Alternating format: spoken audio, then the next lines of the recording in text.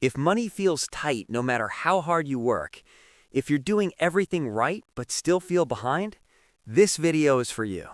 By the end of this, you'll understand exactly why the average lifestyle is quietly breaking people and what to do instead.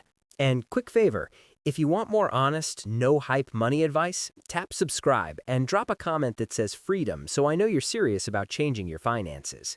Let's talk. Most people think they're bad with money. They think they're irresponsible, undisciplined, behind.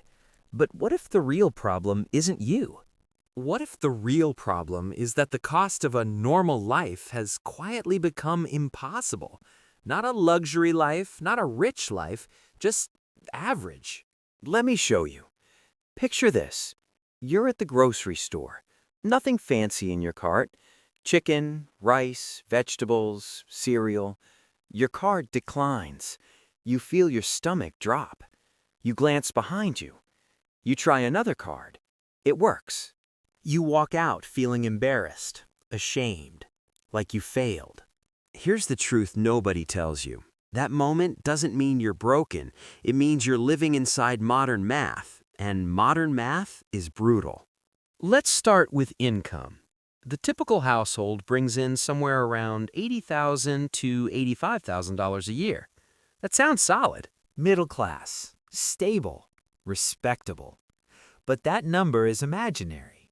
That $84,000 salary quietly turns into about $65,000 take-home, roughly $5,400 a month. That's your real budget.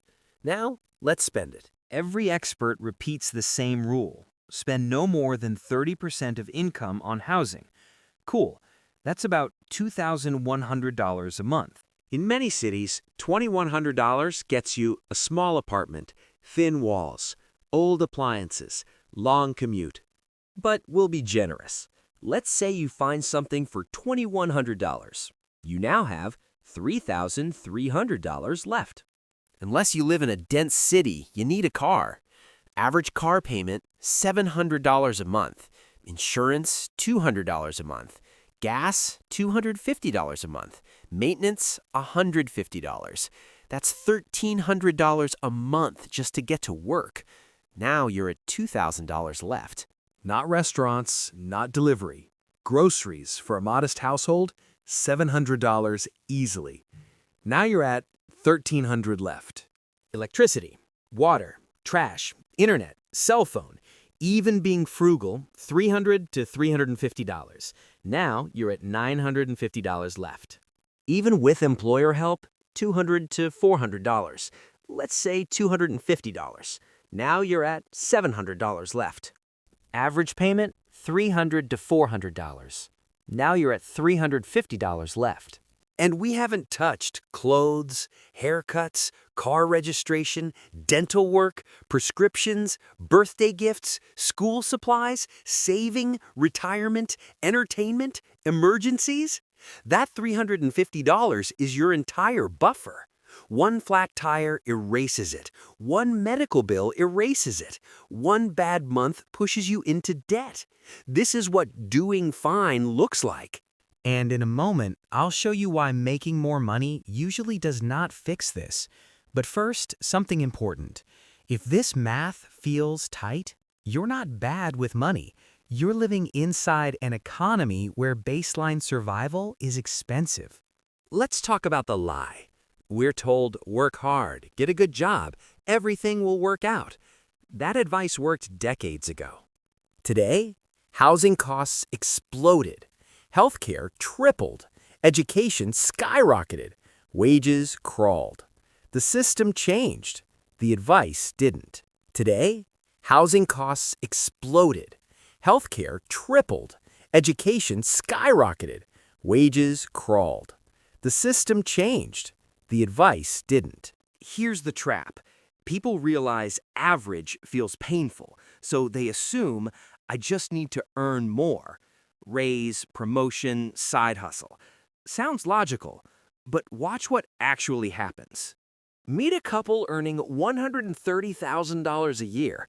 That's top 25% income. They should feel rich. They don't. Why? Because higher income unlocks higher expected lifestyle. Better neighborhood, bigger house, nicer cars, better schools, more activities. Their paycheck grows, so do their obligations. They still feel stressed, still live paycheck to paycheck. Just with granite countertops and nicer anxiety. This is called lifestyle expansion. Your income rises, your life automatically becomes more expensive. Not because you're stupid, because society quietly assigns a price tag to every income level. So if earning more isn't the real solution, what actually is? Let me show you the uncomfortable truth. Wealth is not about income. Wealth is about the gap. The gap equals what you earn minus what you spend. No gap equals no wealth. Small gap equals fragile life. Large gap equals power. That's it. Not complicated, not sexy, not promoted. Most people have income equals spending, or worse, spending greater than income, which means no margin, no breathing room, no resilience. The moment life happens, debt. Here's the part that changes everything. If you want to escape this trap, you don't start by trying to look successful. You start by opting out of expensive normality. That means smaller place than peers, older car than coworkers, fewer upgrades than neighbors. Not forever. On purpose. Let's run one simple example. If you reduce your housing by $500 a month, that's $6,000 per year. Invested over time, that single decision can become 6 figures. Same with cars. Eliminate a $600 payment. That's $7,200 per year. Not upgrading is secretly a wealth strategy. Boring, invisible, effective. This is why wealthy people often look average, and broke people often look rich. Appearances lie. Bank balances don't. Now, let's talk about the exact 3 shifts that quietly move someone from stressed to stable to wealthy. Fixed costs are housing, car, insurance, debt. If these eat your paycheck, you lose before you start. Goal: keep fixed costs under 50% of take-home pay. Not easy, but life-changing. Before investing, before crypto, before side hustles, create a small surplus. Even 5%, then 10%. That gap becomes emergency fund, debt payoff, future investing. No gap equals no escape. Status purchases delay freedom. Freedom purchases are boring. Paid off car, cheap rent, index funds, cash buffer. One path gets applause. The other gets peace. Choose peace. Here's the mindset flip. Stop asking, how can I afford this? Start asking, does this move me closer to freedom or further away?